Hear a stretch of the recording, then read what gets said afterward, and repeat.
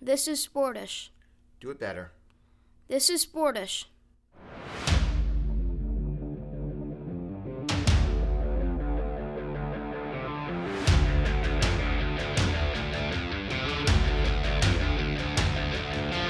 This is Sportish.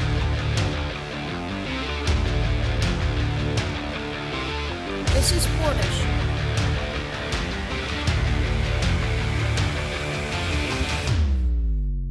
This is Sportish.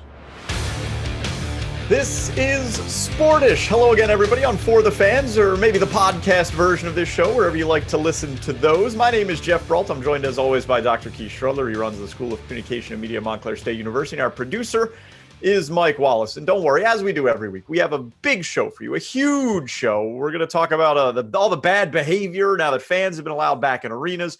The big story in tennis, obviously, Naomi Osaka out of the French Open. We are obligated because we talk about sports into a camera, to have an opinion about that. We're going to talk about why you should never park an expensive car at the airport. And at the end, Keith Strudler, I'm going to ask you for your opinion about something that took place down under in Australia. But first, look. We should never make it a habit to read the text messages we send each other on air, because we both get fired or worse.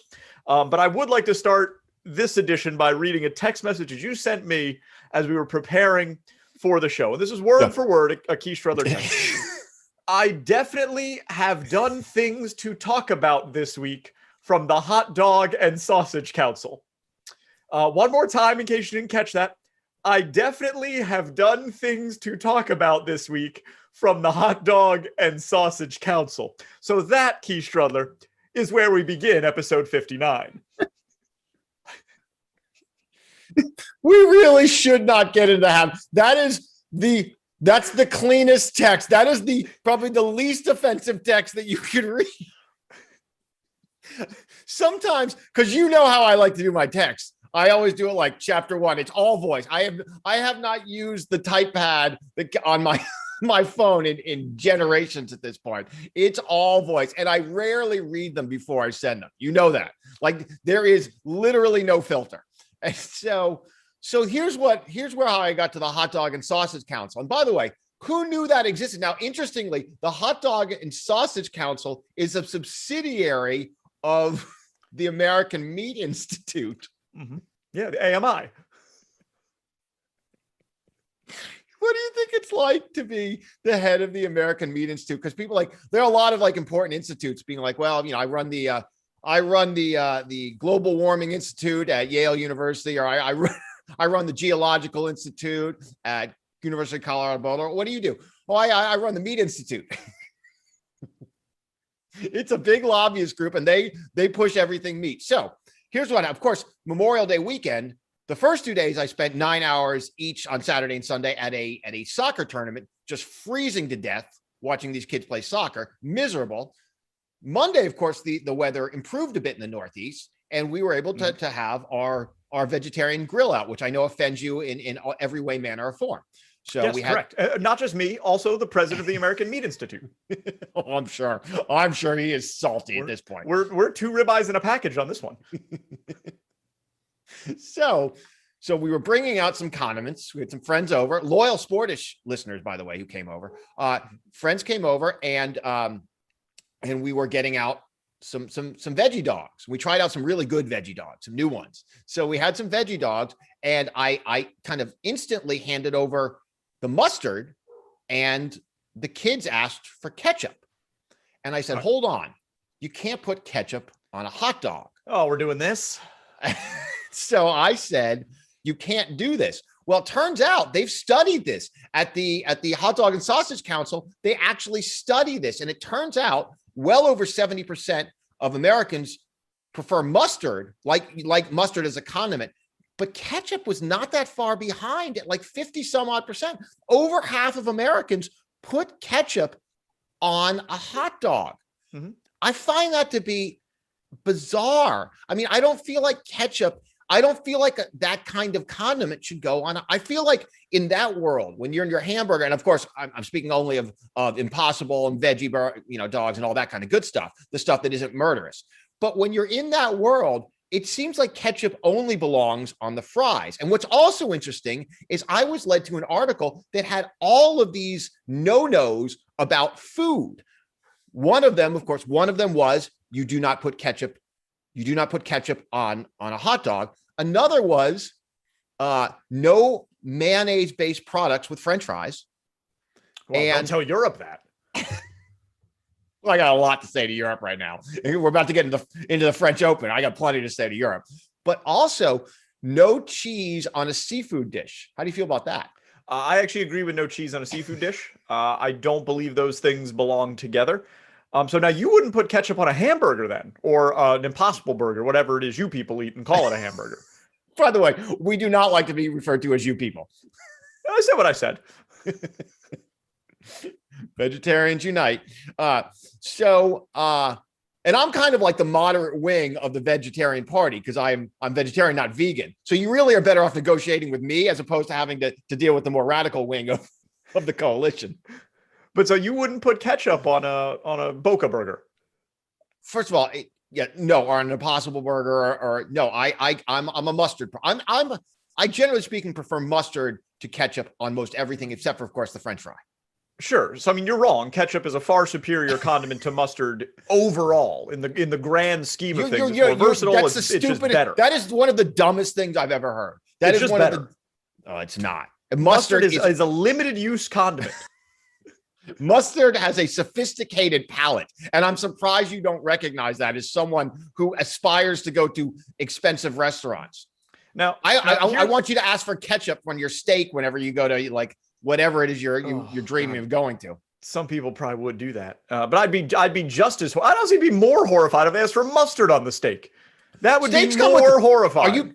Are you telling me that steaks don't come with some kind of mustard? Yeah, but we're not talking about Dijonnaise. This is not what we're talking about here. Now, here's why I'm the likable one and you're so easy to detest. Here's what I'm going to say to America. I don't care what you put on your hot dog. Put what you like on your hot dog. If you like ketchup, put some ketchup on it. I don't have to eat it. You have to eat it.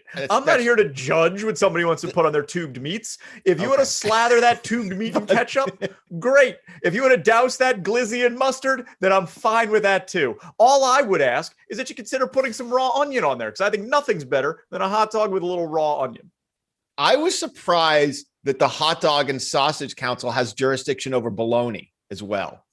It's just like all cased meats. They've taken a wide berth is all I'm saying is they've taken a real wide berth. And so I don't know if there's like a processed meat council as well, but I can tell you they're up against it. I imagine it would be like you're watching like a Game of Thrones type show and they're plotting to take over the lands that are outside of their borders. And they think they're gearing up for a big fight. And when they get there, there's just no one there. Like they've vacated the premises. I imagine that's how the American Meat Institute got domain over all these other ancillary meats, all the processed and cured meats. Yeah, it's interesting. So, but anyway, I was surprised to find that there is seemingly a very powerful lobby in the Hot Dog and Sausage Council, and I'm also surprised that there's a meat institute, and the meat institute has some very interesting takes on the impact of meat on the environment, and their take is no problem. Before we move on to a sports show, you're gonna hate this. So what I like to put on my hot dog is, as mentioned, I like a little raw onion on my hot dog. Probably like to put a hamburger on your hot dog. Every now and again, I like a cheese dog, so I'm okay with sliced cheese under there. However, if the condiments available to me are ketchup and your regular yellow mustard, I will put both on. I will put both ketchup and yellow mustard on my hot dog. If the mustard available is a spicy brown mustard or a Dijon, I will only use the Dijon. Okay, well, that's better. So you are preferential to mustard. Now, the problem is when you start to put all of those condiments, you get a real saucy dog. And so what happens is, and you bite into it and you got, I don't want my hot dog to have a river on top of it. Like everything in moderation. It's a very thin line. The key is the thin line. That's why some of these newfangled ketchup and mustard bottles, like the mustard is better at this than ketchup. I will say this is an area where mustard has advanced past ketchup. Is their spout at the top is more designed for precision, whereas ketchup, it's knocking down the dam with a wrecking ball. Well, that's because sometimes you want a lot of ketchup for your French fries, and I think I think you don't want to wait. You don't want to wait. You don't want to do the Heinz 57 bottle situation, which of course what I grew up with, where before we had environmentally unsound plastic bottles to dispense our ketchup. But that's where we are. So that's what I found out this weekend, is that there's a hot dog and sausage council, and that a lot of people seem to want to put ketchup on their veggie dogs, which I find I just doesn't make a lot of sense to me. All right, let's get on to a sports show. All right, so we are obligated as people that talk about sports into microphones to have a take about Naomi Osaka. Of course. And it is an evolving take. This take has evolved significantly. So I'm sure at this point, everybody knows the story. Naomi Osaka put on social media that she wasn't going to do media at the French Open because it harmed her mental health. All of the people at the French Open and in the media were like, no, you're going to do some media or we're going to fine you. And then if you still don't do media, we're going to kick you out of the tournament. And then she was like, well, I want to leave the tournament on my own. I can't deal with this. That entire story, as it unfolded in its bits and pieces, fired up the take machine like few stories have. Yeah. You need to have a take on this, whether it's that Naomi Osaka is a hero for standing up for herself, which then runs the gamut, to Naomi Osaka is a horrible, petulant child who should shut up and do what she's told, and everywhere in between. Now, first things first, the French media, or not the French media, pardon me, the tennis media is terrible. If you ever watch a tennis press conference, they're awful, horrific, terrible questions. Not the point. Not the point. There's not a lot you can ask. There's not a lot you can ask at the end of it. I mean, it does become somewhat, hey, I mean, when you have someone that's never won a clay tournament, who's top 5 in the world, the question is always going to be, why do you think you keep losing on clay? That's going to be the question every single time. Until you win, that's going to be the question every single time. Yeah, but that's a perfectly fair question. The problem is they don't just ask that and be done. They ask really, I mean, you should listen to some of these press conferences, and especially the question that women get. Like, somebody told Serena Williams, why don't you smile more after you win? Like, this is ludicrous that they should be subjected to this line of questioning. However, what we have, but let's also not make the outliers the rule, though. Just because there are some awful press members does not mean that all press are. I mean, no, we often fall into making the outliers the rule as opposed to the exception. Of course not. But from my perspective, I understand why a professional tennis player would not want to subject themselves to those types of questions. They should not have a problem with walking me through the third set. We don't want to do this, but here we are. Here we are obligated by these cameras that we've plugged in and these microphones that we speak into. Here's why I think this whole thing is ridiculous. What happened here is not that Naomi Osaka wanted to boycott the media, not that the media wanted to flex their muscle, not that Naomi Osaka, feels so strongly about her that she can't handle a press conference. This is just a failure to communicate. Naomi Osaka, if you watch any interview that she's ever done on the court in a press conference, whatever, this is a person who is clearly uncomfortable with public speaking. Absolutely. And there is nothing wrong with that. It's the old Jerry Seinfeld joke. More people are afraid to speak in public than to die. More people would rather be in the casket than giving the eulogy. There is no problem with being afraid of public speaking. And if you're a person who's not good at it, that is a situation that can cause you tremendous anxiety. And had Naomi Osaka come out and said that, I don't think there'd be a problem. But she didn't come out and say that. She came out and said that the media's questions are so bad and so detrimental to my mental health that I'm not going to put myself through that. That, to me, is a weak take. If you can stand on the other side of the court from Serena Williams and return a 105-mile-an-hour serve, you can handle a question in a press conference. But she didn't say that. So then the media comes back because they've been attacked and they say, well, how dare you do this? You can't do this. You have to do what we need you to do for this laundry list of reasons. And this whole thing just escalated because she didn't communicate very well in the very beginning. That's all it is. There's no heroes here. There's no villains here. There's someone who gets nervous speaking in public who doesn't want to do it anymore. And I have no problem with that, but they didn't communicate that well enough.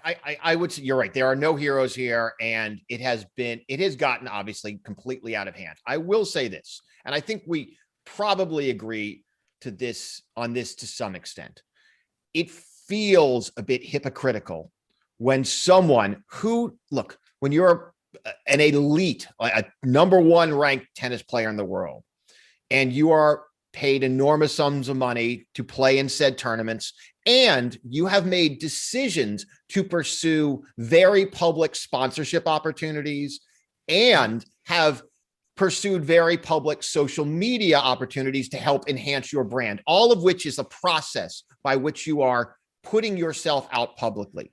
And it does feel somewhat self-serving when you then decide and say publicly, I'm not doing press because because public presentation causes me mental health issues. And I think one of the best takes I read, and I can't remember where, I believe it was in the New York Times somewhere. Someone said, look, this sounds like someone who all of a sudden has realized with all of the press and all of the sponsorships, and it's a grind. I mean, look, this is why you have to look at someone like Serena Williams, Agassi, any of these folks, Federer, right, who have done the circuit, right? And you got to look at them with a lot of adoration, because Serena gets asked questions she doesn't like. Sometimes she gets answers people don't like. Same thing with Federer, although Federer seems to have this like remarkable grace about him. But Rafa, all of these people, they get asked these and they do it.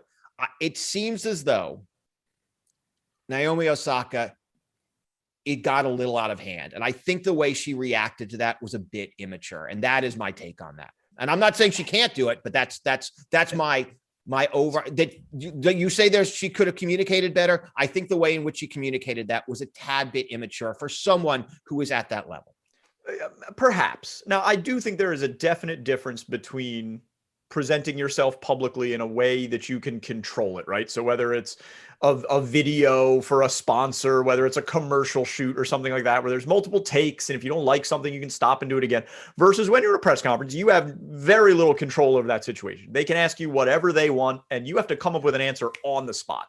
And not everybody is good at that. And I honestly believe you can go Bill Belichick, but there's nothing you can go Bill Belichick on this. Yeah. You can. Do you think you'll ever win on clay? I don't know.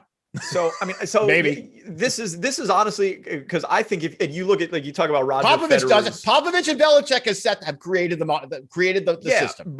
But you know what all of those people have in common is that they're all very powerful, already established, extremely successful men. And I think it's a lot different when you take a 22-year-old girl and look, if you obviously I haven't done. She's not a 22-year-old girl. She is. Look, she's been on the global circuit now for quite some time. I think you're underselling her by saying that. At some point, you're a LeBron James at 22 no one was saying he's a boy. Like I think the types of questions that someone like Naomi Osaka get asked in a press conference versus the types of questions that someone like Roger Federer get asked in a press conference are dramatically different. I don't think that they're necessarily comparable. I wouldn't say dramatically, but they are different. And some of them are going to be the same. And you're right. Some of them are going to be different. Absolutely. Right. Absolutely. I'm not saying that life is fair. I'm not saying that the tennis press should be lauded, but look, there's another side of this, which a lot of the same people who were outraged that the NFL and the NBA stop giving access are the same people who are cheering Naomi Osaka and are outraged that the French Open demands press access. This has become, people have attached themselves to ideologies. And in many ways, this is now driven by, do you side with the man or do you side? And when I say the man, of course, I mean the institutions, right? The French Open is right. She should be there. The NFL is right. They can limit, like, people are hypocritical on both sides. I guarantee you could draw a straight line between people who are screaming at the NFL for keeping reporters out of the locker room with people who are cheering Naomi Osaka for giving the finger to the press. There's no logic to this. So I totally agree. And that's why I say there's no heroes on both sides. This is not a situation where anyone should be lauded. The media folks that are demanding, equal access for reportage and the fact that, it's part of the job that you have to show up and talk to us, which, I mean, maybe it is. I don't know.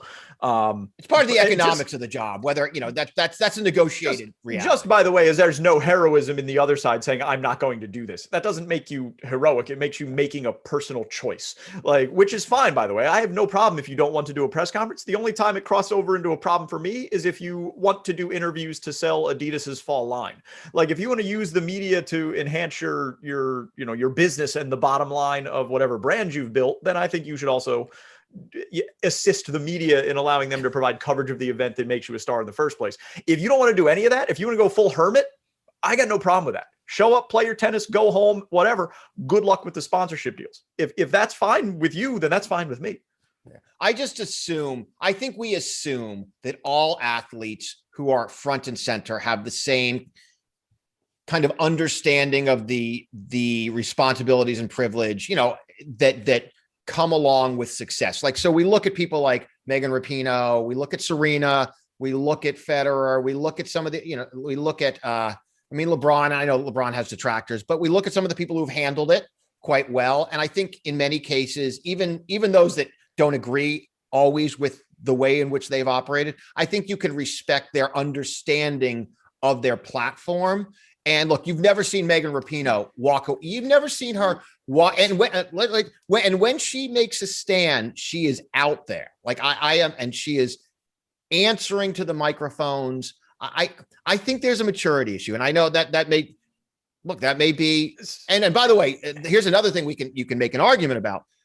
Very few athletes are coddled more than tennis players growing up versus, look, LeBron was thrown to the wolves at 6, right? They're like, this is the next Jordan, right? And he had to grow up. Same thing with a lot of NFL quarterbacks. Like they were like, when you see this, if you're what is it, Behind the Lights, the Peter Berg kind of docuseries that he is when all these quarterbacks that ended up, starring at, and ended up going into the pros. By the time they're high school quarterbacks, you're like, that is a grown man. Like he's handling himself like a 30-year-old. So, and I think sometimes tennis players are more protected, which is why you often see, look, by the way, this would not be the first instance of a tennis player kind of losing their sense of place and time, right? And that's a fairly common. John McEnroe kind of John McEnroe never shied away from a press conference. Just maybe didn't handle himself quite in the right way. I agree with you about the maturity issue, but I also don't think that's, you look at all the people that you've named, LeBron and the Popoviches of the world and all of those folks, they are considerably more mature, right? Just at an advanced age as a person. They've had more time to mature as a human being than Naomi Osaka has. I think it's unfair to demand the same level of maturity from someone like that. I mean, just look at LeBron. Look at the decision that LeBron made to do the decision and how he got crucified for that. I wouldn't qualify that as a mature public relations move that he made or a savvy decision that he made. Different. And that's younger LeBron. I understand, but that's different than refusing to talk to the press. I think you can look, a lot of the people that are coming out who are star athletes at 21, 22. At 22, and to be quite honest, in the scope of women's tennis is it used to be that was middle age because athletes were coming out at 14 and 15. I understand, and I understand that. But look, and again, both sides, I have issues with both sides. That's why in some cases, just let it play out. Let it play out. And I honestly, but I do think with all the dollars and sponsorships that come with athletic success, I mean, there are some responsibilities, and there was a more mature way for her to say, look, this is really problematic for me. Can we have a backdoor meeting? That's what could have happened. There's no question that would have been the better way to handle it. Or even, I mean, it doesn't even have to necessarily be that. Even if she was more upfront about why she didn't want to talk to the media, my gripe with her initial statement was that it put all the blame on the media for the reason that she didn't want to talk to them. Whereas if she, again, do you have an irrational fear, or do you know anyone that has an irrational fear? Like somebody who's just scared of something that you just can't believe they'd be scared of? Well, no, but you know what I'm afraid of? Sharks. Now, sure. But I don't think, I've said this long, there is no irrational fear of sharks. Because you know what a shark is? Shark is a man eater. That shark, when you put yourself in a shark's way, you got no control over the outcome. So here's the thing. If as part of the Sportish job is that if at the end of every episode I had to jump in a tank with sharks, I would probably refuse. Exactly. Sort of what I'm getting at. Like, she's clearly someone who is uncomfortable with public speaking. Yes. And people run the gamut of, I'm uncomfortable with this, but I can still do it, to all the way of like, I am deathly afraid of this. And so it's similar to that. Like, imagine if at the end of every Sportish episode, we were like, all right, Keith, you got to jump in the tank now. Like, you might at some point be like, I'm not jumping in the tank anymore. And then Big Tank would be like, well, we're going to fine you $15,000. And then you'd be like, well, you know what? I'm not going to do the anniversary episode this year. Get me Jay Friedman. I'm not doing it. I'm out of Sportish because I ain't jumping in that tank anymore. How discovered do we get if we're the show where at the end of every episode, you're like, all right, Keith, time to get in the tank. And I've got like one of those like fabulously rich boxer shark tanks in my house, right? Where I've got sharks and they're just behind me on the set. And I'm like, all right, I'm jumping in the tank. I'm jumping in the tank with the sharks now. How much would that enhance our popularity? And first of all, almost anything would enhance. But a shark tank? Come on. It's not at this point now. I'm now thinking like, wouldn't this be, I confront my fear. How embarrassing would it be is if we go through the entire charade of doing this, we get the shark tank, I jump in at the end of it, and we still flatline. Rating. No one cares. Well, you would have to get eaten, but like we'd have to chum you up a little bit, right? We have to put some of that Impossible meat in your pocket, like a little ketchup and mustard. We don't know what the shark's tastes are, just to make sure that the shark, wouldn't just leave you alone, because apparently they are pretty docile animals, unless tested in some way. So I think they're just not leave you alone. The tiger shark's not. The tiger shark would eat the front end of a Honda if you put it in the water. The tiger shark is not a docile. You go out to Hawaii and go surfing with those giant beasts. We'll see how docile. This is like the woman that jumps into the zoo cage, hanging out with the polar bears. So jumping in a shark tank hopefully will happen soon on Sportish. Speaking of bad decisions, yes. As we've announced on this show, the pandemic is over. We're at about 100% capacity in most of our stadiums. It feels so weird. It feels so weird. I don't know what to do with. I'm not comfortable yet. I just don't know what to do. It happened very quickly. It seemed like it went very quickly from cardboard cutouts to full capacity. Like there were 135 people at the Indianapolis 500 last weekend. That's an awful lot of people. 135,000 people. I'm uncomfortable around that many people if there's not a pandemic happening. Boy, that is it. Yeah. You avoid those kind of large crowds in general. Yeah. So because there's people in those crowds, Keith. There are people in those crowds that don't know how to act in them. And boy, oh boy, over the last week, have we been treated to some of humanity's finest by people that are just, they have no way, they are acting so poorly now that they are back in public, right? They've gotten their freedom back.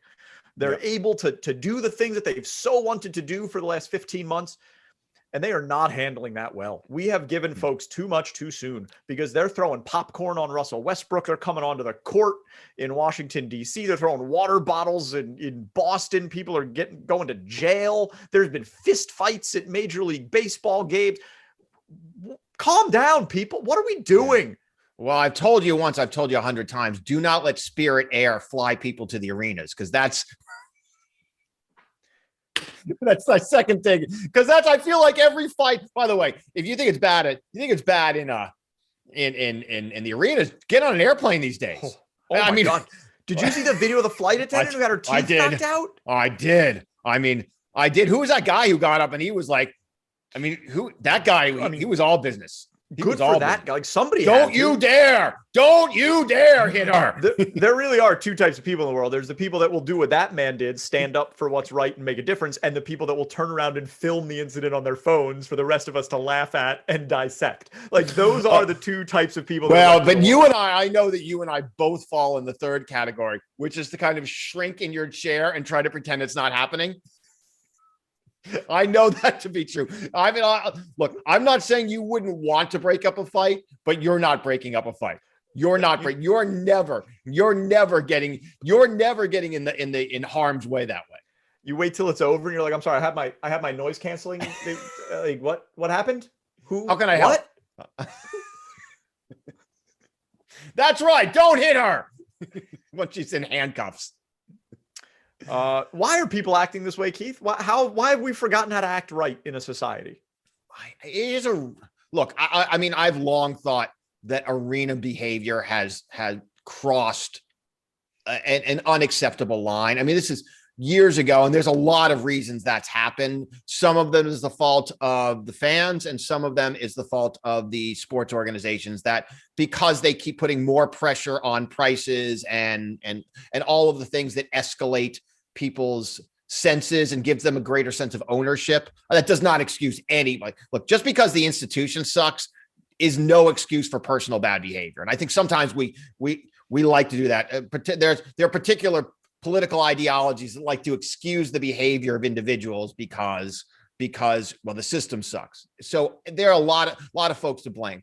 Why is, I think there's probably a couple things at play here. One is you lock people up long enough and you tell, and then they're released and they are going to forget kind of the decorums of humanity. And I mean, there's a reason why people need to socialize, because you remember how to treat people. But I definitely think that the dehumanization of everyone throughout this pandemic process, because we're celebrating like we made it. We suck at this pandemic. Like, we are awful at it.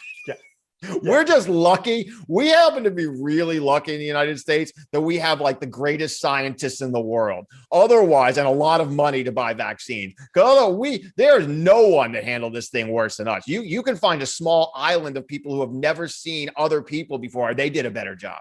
We absolutely largely did not care about each other. We did not care about our social systems. We did not care about children's education. Like, we didn't care. We all cared about the one thing that we cared about, and our own political ideology. And then we stopped caring about everything else. Right. So I think that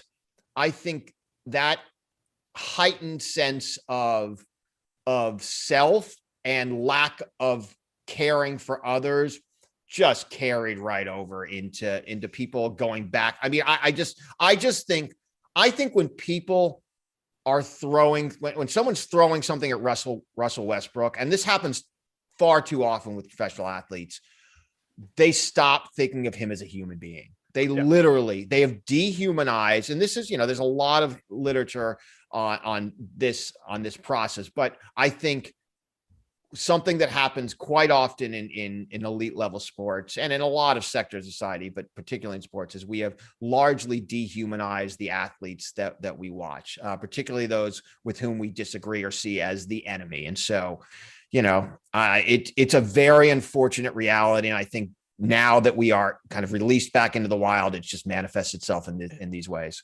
It's just a type of fandom that I cannot understand. Like you have to realize, no matter how much you like a team, that you're not part of it, that you don't have any influence over it, that what happens to your team does not involve you in any way. Like, and I just cannot get myself into the headspace of being someone outside of the world, right? Like, not on the court, not coaching the game, not involved with the teams in any sort of intimate capacity, and thinking like that you're so caught up in that you feel the need to throw things at the people that are quote unquote the enemy.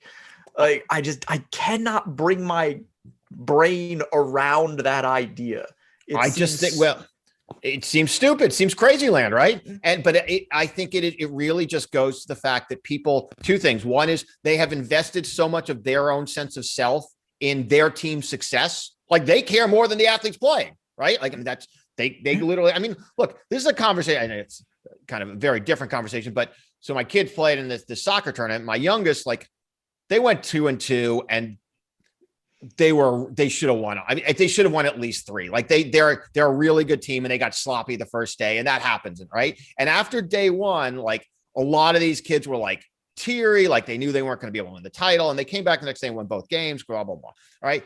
But there's a point when you have to say to your kid, like, look, there's going to be a lot of sporting events in your lifetime, and we're not playing to win. Like, we want to win, but that's not why we're doing this. Like, we're doing this because it's a great exercise and you learn to work together. And if you learn to work together and things go right, you might win like that. And that's a lot of fun, and you might lose and that'll feel bad. But I think I think a lot of people have long ago forgotten what sport really is, I suppose, in some regard. So some of it is their own personal identity being, and remember, we've lost just about everything else this pandemic. We've kind of given up the other normalized relationships, right? And normalized activity. So maybe sport became even more important. But I come back to, I just think too many people in this country, we have resorted to considering people with whom we have no personal relationship or with whom we have some kind of mythic kind of disagreement with. And this crosses into politics. It crosses into certainly into sports. We think of them as less as human, and we feel somehow that it is completely okay to exert violence on another person. It's amazing to me. So from thinking athletes are less than human, Key, to a story involving an athlete that I know you can sympathize with. I know that you can sympathize with Titans cornerback Janoris Jenkins, because last week he was flying out of the Atlanta airport. And to longtime listeners of the Sportish This is a program, backhand. I know where you're going with this. We have a history with the Atlanta airport. Now Janoris Jenkins is adding to that legacy. We made the flight. We made our flight with plenty of time, and you made it uncomfortable. You made it uncomfortable for everyone in the car. And we would have been there. I would have been able to go to Panda Express as well if you didn't tell us to get off at the wrong exit. So let's get that out of the way. Janoris Jenkins flying out of the Atlanta airport. Hartsfield-Jackson, biggest and busiest airport in America. Huge. Now let's keep in mind, Titans quarterback Janoris Jenkins has been in the NFL for 9 years. He's made over $70 million in his career. He decided to park his $250,000 Rolls Royce in economy parking. Slid right into a spot in lot 17, space C. Yep. Paid his $25 a day or whatever it costs. Oh, not even. It's in Atlanta. Because that's a big space. I bet you he's looking at a $11, $12 a day situation. Well, he paid for that frugality on the other end when he returned to the ATL to find that his $250,000 Rolls Royce that he parked in economy parking had been stolen. And then he took to social media, Keith, to let everyone know that he was unhappy with the fact that the airport did not take his plight seriously enough. They did not do enough, said Mr. Jenkins, to help him recover the stolen $250,000 Rolls Royce that he parked in economy parking as he took a trip to wherever it was that he was taking a trip to. There's so many questions that need to be answered to get to the bottom of this. I mean, none the least of which, did he read the back of the ticket that says he, of course, is responsible? But I would love to know, because I don't think I could ever experience the feeling in the pit of his stomach, because everyone knows that feeling when you can't find your car in a parking lot. Like you park it like JFK and you walk around and you're just like, I can't find it. What's the feeling in his stomach when he goes from I can't find my car to the realization that it's just not there? Like how nauseous is he feeling? Like, is he starting to throw up? Like, because I understand how wealthy he is. There is no wealth that allows you to feel comfortable losing a $250,000 amount. Like, you talk about the feeling, right? And here's what gets me. I guarantee that the parking lot folks at the Atlanta airport or any major parking facility have dealt, I bet it happens every day. Someone comes up to them and is like, my car is stolen. And they're like, it's actually one row over from where you thought it was. There had to be a moment, right, where he went up to the parking attendant and they were like, oh, sure, sir. Well, where'd you park it? And then as they're like, it really might not be here. Sir, what kind of car was it? And he had to tell them the 2021 Rolls Royce, $250,000 Rolls Royce in economy parking. I just hope that when he told them it was a Rolls Royce, they asked him, what color is it? I really am. So here's the other thing. So I can imagine the pit. Now I give him mad respect for parking it, because that means a few things. One, he doesn't have another car at home. It's not like, well, this is my. Yep. He doesn't have a beater. How do you not take the Chevy to the airport? Two, he's like, I'm not paying an Uber driver. I drive it myself. Like, why am I spending $60? I'll drive it myself. I'm only gonna be gone 3 days, and then I can leave when I want to, right? So I respect that. Third, there are very few places in society where I feel the premium that they demand for essentially the same product is more overvalued than an airport parking. You're like, this is even worse than like being in first class versus economy, because you get a great experience in first class. It's even different than a stadium because proximity to the court or field in a stadium can be very important for your viewing experience. Let me tell you what, the fact that they are charging you $50 to be able to walk to LaGuardia versus, well, LaGuardia, there's no parking. It's a minefield, but you understand. Like, and by the way, if you don't live in the South, if you never visited the South, there are some Southern airports where parking is like 17 cents a day because they just got land all over the place. Yeah. We'll pay you to park here. Like, it's crazy. And then you come to these you go to Newark and you're like, well, it's more expensive to park than it is to actually be on vacation. So it's insanity. And so I give him enormous respect for parking in it. He understands the system. I think he probably should have evaluated which car he might have brought. Now, is he going to get the car back? We don't know. He hasn't yet. I feel like it would be wrong of us to only make fun of Janoris Jenkins and not actually put an appeal out to anyone who may be watching this program. If you did take his $250,000 Rolls Royce from economy parking at the Atlanta airport, we're gonna turn the lights off. We're gonna turn around, and when we come back, if you could just put the Rolls Royce on our desk, we won't ask any questions, and that way everyone will be happy. That Rolls Royce is not gonna look the same when it's returned. Last story of the week, Keith, very important. And this is one where, sometimes our program can go off the rails because I didn't tell you exactly what we're going to talk about. Yeah, something happened in Australia. Two guys were moving out of an apartment, and as they were moving all their stuff, they found an old safe under the stairs. Okay. And they called their landlord and they said, there's a safe under the stairs. Do you know about this? And the landlord's like, yeah, we saw it. We couldn't get into it. We don't know what it is. It's not ours. And they go, the two guys that are moving out go, well, can we keep it? So they took the safe. Oh, how does the landlord say that? How does the landlord say that? I don't know, but he gave the safe away, Keith. Oh. He gave away the safe, and these guys had the safe for like 2 or 3 years sitting in their garage. And they would say, like, we would try to get into it. We couldn't figure out how to get into it. We just sat there. We're always like, one day it's a safe. And they never did until recently, Keith. They found a way into the safe. And it's not important how they got into the safe, but they did get in. And they found out what the treasure was in that safe. Now, before I tell you what it was, and believe me, it is befitting the platform that we are giving it, I feel like you should take a guess as to what you think was in the safe that was buried under the stairs in an apartment in Australia. This is like one of my favorite old shows. What is it? Where they go to the sheds and they bid on the sheds without knowing what's in them? Storage Wars. Yep. 1,500. Yep. So, and then they go and they're like, oh, it's 4 naked mannequins. So, and I also like the way they price that. They're like, oh, it's a record player. I can get $44 for this. I'm like, who's paying? Who's giving you? I'm like, who's spending that money? Oh, look at this couch. I can get $350 for that. I'm like, that couch is infested.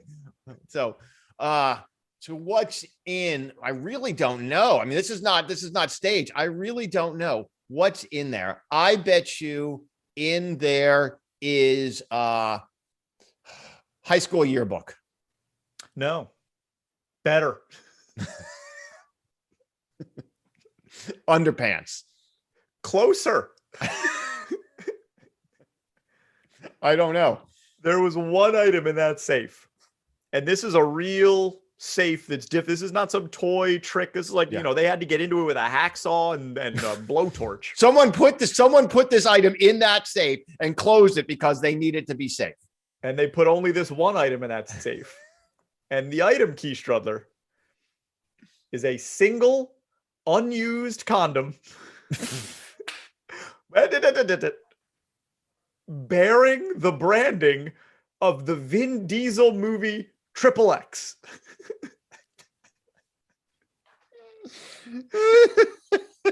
So one Vin Diesel movie condom in a safe under the stairs in Australia that these guys waited 4 years to unearth. And now they are the proud owner of one unopened Vin Diesel Triple X movie condom.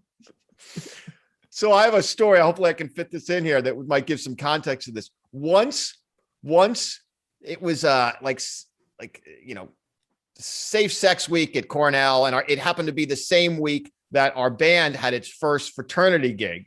And so the only gig we had played to that point was at a house party where people loved us. And so we figured that was going to be the same when we played at a fraternity. Turned out, newsflash, I'll jump to that, turned out not to be the case. But there was a deal when if you went to the student union or whatever, you could pick up free condoms and free sponges, Sure.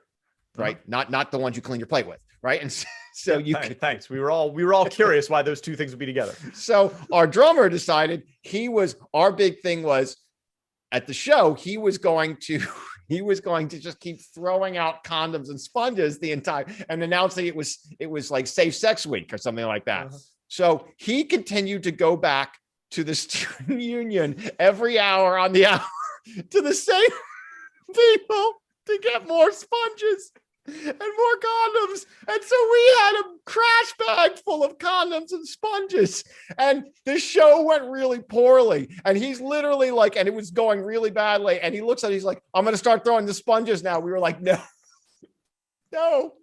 So the sponges came back into the house and they sat there until graduation almost 4 years later. And so we were stuck with a trash bag filled with expired sponges. I feel their pain. I know exactly how they feel. I can only say, at some point you just have to throw them away. Because I'll tell you what, let me close a loop on that. Those sponges and condoms weren't just things that we were going to throw out. When they came back to our house, they represented hope. Unreal. The only way that story ends better is usually on like college move out day, a lot of parents and families are around. Oh. If a grandma stumbled over the bag of condoms and sponges from 4 years ago, that would have been the only way that story ends better. If they were like, what is this? No, we didn't even have that punchline. So look, I mean, the real question is they went through all the time and expense of, is someone going to use it? Like, what happens now? Important question at the end of the show, Keith. Very important question. Is it better to spend 4 years to find one condom or 4 years to spend a garbage bag full of condoms? Well, since the latter didn't happen, I think we still have some. I don't know if they go bad. It's all the time we've got for this episode of Sportish. Our producer is Mike Wallace. He's Dr. Keith Strudler, runs the School of Communication and Media at Montclair State University. My name is We're going to get back to lacrosse at some point. Yeah, probably. And when we do, you can go to ftfnext.com or LSN and you can find our clips there. You can go to YouTube and find our clips. And you can also download audio versions of all of our shows as podcasts on Spotify, Stitcher, Google. Do it. Apple, all of those places. All right, we're back at you next week. Can you believe it'll be our 60th episode? We'll see you then. Thanks for listening to Sportish. See you next time.